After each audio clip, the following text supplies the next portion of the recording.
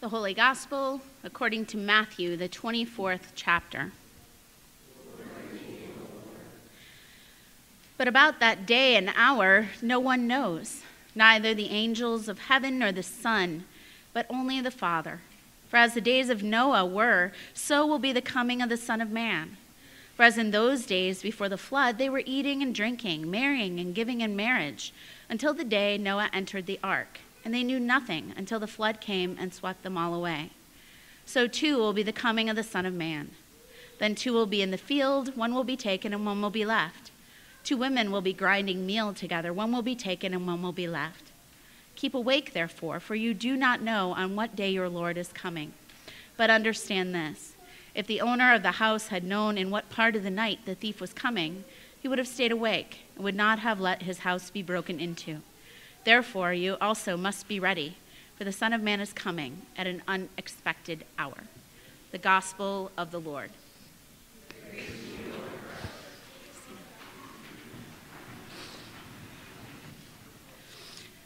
I don't know about you, but sometimes we cut out comic strips from the Sunday paper and we post them on our refrigerator, especially when they're especially meaningful or something that relates to our lives. So one of the most yellowed and curling comic strips on our door of our refrigerator is one that starts out in that first square with a man sitting at his desk in an office looking very tired. And another guy leans in his head into the office door, and the guy at the door asks the guy at the desk, well, how did you manage to make it into work on time?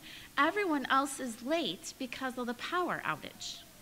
And then in the next square, we see the man home in his bed with a dog parading across his bed, banging a metal pot with a wooden spoon and shouting, "Get up, it's time for my breakfast." In the next square, returning to the office scene, he replies to his coworker, "My alarm clock does not run on electricity." I can relate, as I'm sure many other pet owners and parents of small children can relate as well. The alarm goes off, and we know what time it is. Time to wake from sleep. But we have lots of alarm clocks ringing here today in worship. Plenty of not so subtle clues that tell us what time it is. There are blue paraments on the altar and on the pulpit, a blue stole on the pastor, and of course, our brand new, beautiful hope banner and the lighting of the candles. We know what time it is. It is Advent. In the beginning of the new church year, it's a time of preparation and anticipation and hope. And we have heard the words of the Apostle Paul in his letter to the Romans. He says, you know what time it is, time to wake from sleep. And we might imagine that Paul is sort of like that little cartoon dog parading across the bed, banging a pot with a wooden spoon. Wake up, the night is gone, the day is dawning. Salvation is nearer than ever. It is time to put on Christ. What does it mean that the time is Advent? What is it that we are preparing, anticipating, and hoping for? What are we waking up to do in the light of this new day? These are questions not just for Advent in general, but particularly for this Advent, right here, right now. As Paul says, now is the moment. Now, I don't know about you, but I must admit that if the alarm is going off right here and right now in this world, where the hungry are hungrier and the poor are poorer and the abused and the exploited are even more vulnerable, well, if that is the world that I'm waking up to, well, then sometimes I just want to roll over and hit snooze. Because this night that Paul describes as far gone, well, it still looks as though it is close at hand. And the news of this moment, however we receive it, whether it's online, on screen, in print, it continues some days to be too heavy to bear. If there was ever a moment to burrow down under the covers, well, it might seem like that moment is now. I remember one of those old Las Vegas tourism commercials The scene is a really dark hotel room with this tiniest shaft of light coming through a slit in the curtains. And that light just barely illuminates an arm reaching out from a pile of covers, and the hand on the end of it is fumbling for the phone on the nightstand. One finger extends from the hand to dial the front desk and then draw the receiver back all the way under the covers. And a gravelly voice asks when checkout is, then asks when late checkout is, and then says, "I'll take that." No, wait, when is late checkout? And then says, "I'll take that." And of course, the commercial ends with the famous tagline, "What happens in Vegas stays in Vegas." Well, daily events may leave us feeling like we have come through a long night, and that shaft of sun sneaking through the light, blocking drapes, is the last thing that we want to see. We feel like that soft comforter in the dark room sound mighty cozy. The reality is that daylight can show us things we don't want to see and tell us it is time to do things that we don't want to do.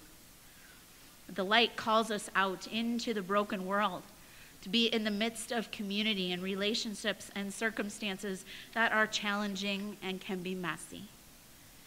And in this now, this moment of Advent, this time preceding the holidays, it isn't just the world that is challenging and messy, but sometimes our lives in our own homes are not the perfect Norman Rockwell picture of pre-Christmas joy. Family conflict, social pressure, financial difficulties, or that empty chair filled with memories of one we have too recently lost. They are out there in the light of our days.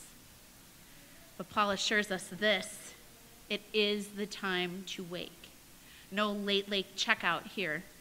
It's time to put aside those things that want to happen under cover of the darkness and to shine light on them. It's time to live in the day. And since he gives us that list of stuff that goes on in the night, well, we get the idea that that is to be the opposite for us who live in the light of day. So putting on Christ means that instead of revelry and drunkenness, it is a time for clear thinking. Instead of debauchery and licentiousness, it's a time for mercy and self-control. Instead of quarreling and jealousy, it's a time for peace and forgiving to others. Seems like this now, this moment that we're waking up to, is a perfect time for all those things to shine their light. And well, thank goodness. Thank goodness that you and I don't roll out of bed to face this moment on our own. And thank goodness when we do it, we are clothed in Christ. You and me and this world that we live in really need this new year, this Advent, this hope. You and me, though we don't just magically wake up the first Sunday of Advent to find the world set back to rights, what we do receive is the reminder of the promise that it is being set to rights. Each week as we light one more candle than the week before, we see that the light grows, it expands before our very eyes. And we're reminded that Christ is in our midst. Christ is so close, it's as if we have put him on us for our clothing for the day. So close that his grace washes over us like water that splashes over us in our morning shower. Christ so close that he nourishes and strengthens us from within for the tasks of the day through the taste of our daily bread. The one we are waiting for has already come. The long-awaited Messiah came, and we can trust that he is coming again. Now, this short piece of scripture doesn't tell the whole story. What it does is announce the outcome. And so we might need to take a moment and remember that this is not the first time that we've received the wake-up call. See, the alarm rang out for the dawning of a new day, loud and clear over 2,000 years ago, when the infant cries of Emmanuel, God with us, rang out in a Bethlehem night. And the alarm to wake from sleep was heard at the Jordan River, when a voice from heaven announced, "This is my Son, the beloved, with whom I am well pleased." and no one had to hit the snooze button, as the sick were healed and the hungry were fed, as the sinners were forgiven. The sleepers were waking up all over the place and following after the one who had shaken them from their slumber. The alarm was thunder on a dark afternoon, when cries of a dying man rang out from the cross, and the earth shook, and the temple curtain was torn in two. The centurion at the foot of the cross was wide awake when he said, "Truly, this man was God's son." And women who were drowsy in their grief were called out of their slumber when they came to anoint the one who was asleep with death. His tomb was empty, and there he stood on the path, awake, alive, sending them to wake the others. And yet once more, the alarm rang again on the mountainside in Galilee, as the groggy disciples received the Great Commission to baptize and teach, and to remember that Jesus would be with them even to the end of the age.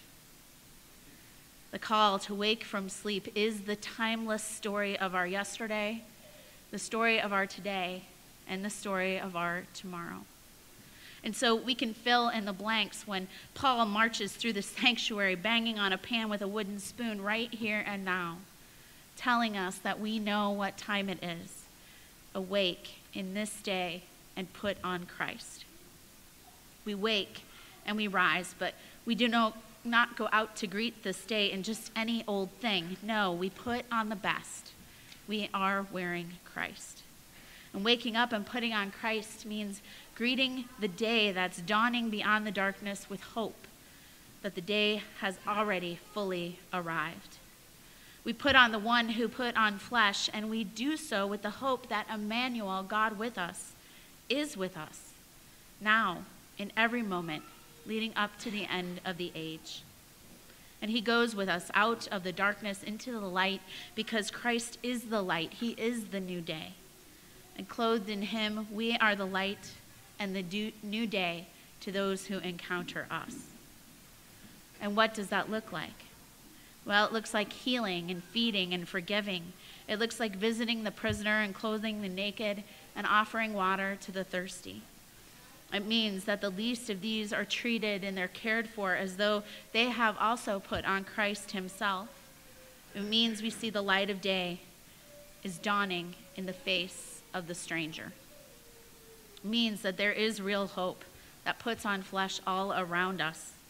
There is real hope that is us, you and me together here and now, waking to this Advent morning, putting on Christ and serving others. We know what time it is. It's not time to roll over and hit the snooze or call the front desk for the late checkout. No, our alarm clock does not run on electricity.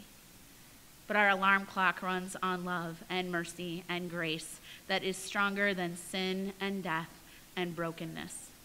It marches back and forth across the bed, banging on a pot with a wooden spoon and calling out the promise of Advent hope. Salvation is indeed nearer than ever before. It's as near as clothing, as near as water on our skin and bread and wine on our lips.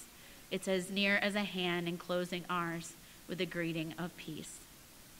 So grab your own pot and spoon, awake, pull back the curtains, and show the world the light of this Advent day.